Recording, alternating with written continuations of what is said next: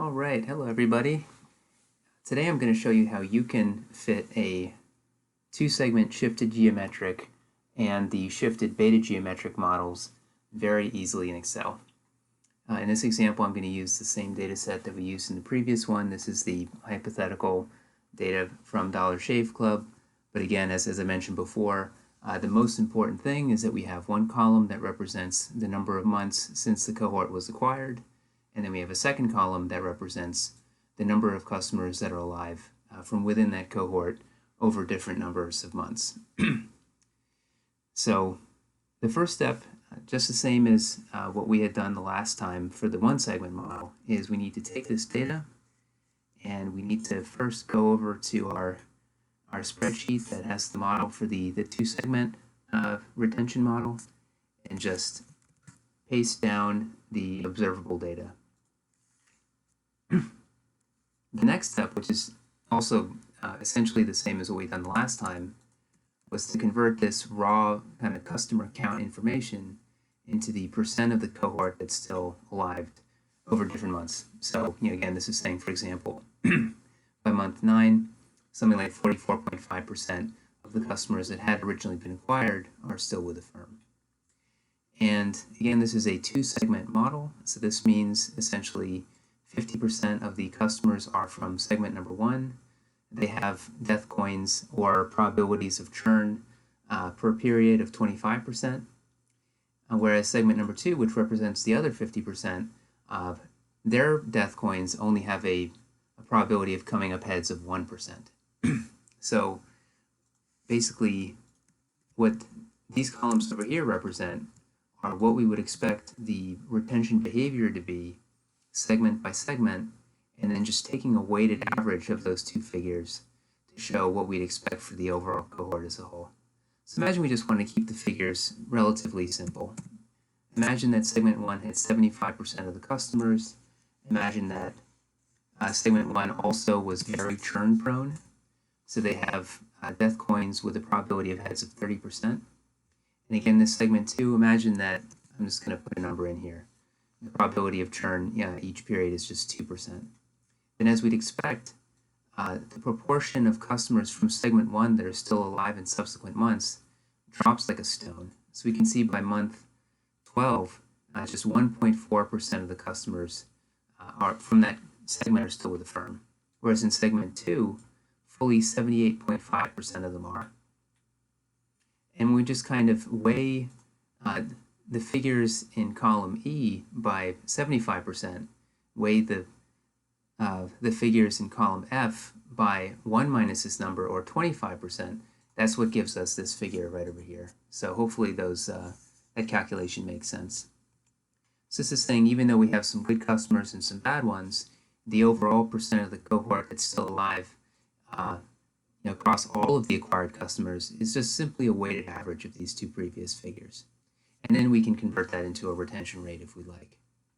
So again, as we had done in the one segment model, what we wanted to say was, imagine that I'm only able to observe data in the first 7 months. So the end of month 7, this is basically the end of our calibration period. We want to look out and see what we'd expect to happen in months 8 through 12. Then the way that we would estimate this model is, first we delete all the data that happens in months 8 through 12, of course. We have our measure of the squared error between what we expect the proportion of customers who are alive to be from the cohort as a whole compared to what we actually observe at squared. And that's just we're going to basically roll all those figures up into this sum over here. So the sum represents just the sum of the squared error terms over each of the months that we observe data for.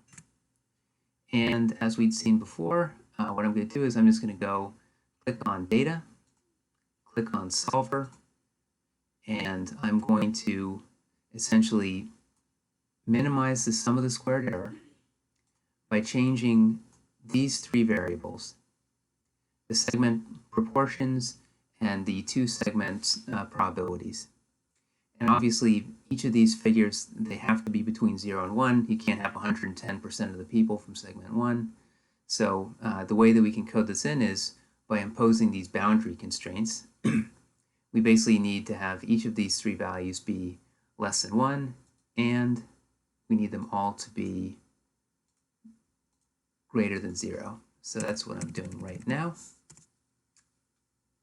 I add those in, and essentially I can now just click solve, and this is what it's saying. It's basically saying I can reduce the error to negligibly small, and it implies that about 60% of the customers are from segment 1, and they're endowed with coins that have about a 25% probability of coming up heads.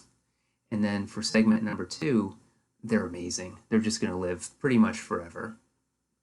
And when we look at the resulting fit, it's basically what we see right down over here. We can see the fit is really quite good in sample. And if we then kind of just continue on projecting what we'd expect to happen in the future for these customers, that's what I just do by copying and pasting that formula down. And I compare that to what we actually observe by putting this data back in and getting the corresponding proportion of the overall cohort that's alive. This is how the picture looks. We do a really good job. We can see that we're a bit optimistic, and you kind of got a hint of it as to why from our parameter estimates. This is saying that these customers in segment 2 will never ever die, pretty much. And so when we look at the observed retention rate over time, we see that it is going up, which is a dramatic improvement from the previous model, which had to assume a constant retention rate. But at the same time, it's going up a wee bit too quickly. So that's it for the 2-segment model. Now let's move to the shifted beta geometric. So again, the model that this is positing for the world is that instead of just kind of having the machine endow customers with 2 coins, either coin number 1, coin number 2 corresponding to the segment that you're in, instead it's saying that the customers are getting their coins from a beta distribution. So some customers will have really small thetas, other customers will have really big thetas, but the distribution of those coin probabilities is going to come from that beta distribution. And the process that we follow here, mechanically speaking, it's going to be virtually the same as with the 2-segment model. So I'm just going to take my data. I'm just taking the calibration period data for now. Copy that down. I'm going to convert those customer count data points into proportions of the customers that are alive in subsequent months. Then I'm going to take this cell over here. Make sure that you're always working with at least the third cell within this column, because essentially this is going to use what's called a recurrence relationship. And so this formula is actually different from this one. So it's going to use one formula for the probability that customers are alive in month number 1, and then it's going to use this recurrence relationship in all future periods. So I can just always make sure to use this cell when I'm computing the probability of churn in subsequent months. So what this formula represents in column number E is the expected proportion of customers who will churn in this specific month. Now obviously what we want to convert that into is the expected proportion of customers that are alive in subsequent months, which will allow us to give, it will basically give us a model-based expectation of column number D. And so to go from these figures to these figures, it's easy. So this is what we expect a proportion of customers from within the cohort will be alive within subsequent months. So obviously in the first month, we know 50% of the customers we're going to lose. So the proportion of the cohort that will be alive in month number 1, we'd expect to be 50%. We know we're going to lose an additional 16.7% in month number 2. So I just take that 50%, I subtract 16.7, and that's what gives me the 33.3, and so on and so forth. So every month, I'm just going to take the number of customers that were, the proportion of customers that were alive in the previous month, and I'm going to subtract off the expected proportion of customers that I will lose in that current month. So again, mechanically speaking, all you have to do is just copy this formula down over the number of months that you want expectations for. And just like we did before, the way that we're going to estimate the parameters of this model is by comparing the proportion of customers who are actually alive in the different months of our calibration period to the expected model-based proportion coming from this beta geometric model. So these are our figures. And just like we had done with the two-segment model, the way I'm going to fit the model is I'm going to go to Solver. And now what I'm going to do is I'm going to minimize the sum of the squared error.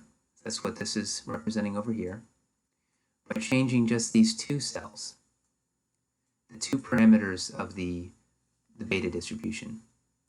Now, with the two-segment model, we had those three parameters, and we knew that they were all basically coin flips, so they had to be between 0 and 1. The only constraint that we have on these two parameters of the beta distribution is that they need to be strictly greater than 0. So basically, we don't need to put any constraints over here as long as we have this box checked, because this says make unconstrained variables non-negative. So here, as long as we don't have any constraints, that will impose that restriction that these two parameters need to be greater than 0. So I hit solve, and this is what we get.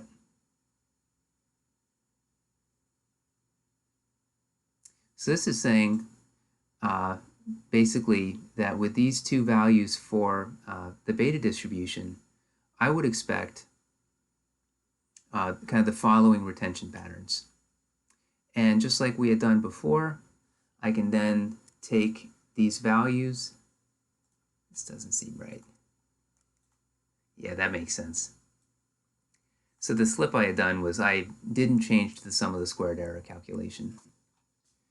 All right, so we're doing this in real time. So now the sum of the squared error represents the sum of all of the squared errors over the entire calibration period. All right, so this is actually not a good fit. So if I rerun Solver now, this should give me kind of what I would expect my best fit to be over the full calibration period. All right, so let's try that again. All right, here we go. So we can see now the sum of the squared errors is really quite small. And when we go to see kind of what our model-based forecast is in the holdout period, again, first I'm going to get kind of the model-based expectations. I'm going to go back to the full data. I'm going to get the calibration period data, and I am going to copy and paste that down, convert that into the observed percent of the cohort that's alive, and now let's see how we look. So this is the resulting fit. Very good fit. And this is the resulting fit when we look at the retention rates over time. So again, this was the fit under the SPG. This is the fit under the two-segment model. If I were to kind of pick which one looks better to me, I'm going to say probably the SPG. The other very nice thing about the SPG is it only has two parameters to it, whereas the two-segment shifted geometric model has 3. And if we wanted to make this model more complex, we would need to add an additional 2 parameters, which would take us up to 5. And the problem is, the more parameters you have, the less likely the model is going to perform really well in a holdout period, because it's going to start fitting the noise. So hopefully this helps you kind of guide you through, to the extent that you need to run these models in homework problems or in the real world, that this will give you the tools that you need to do so. Thank you very much.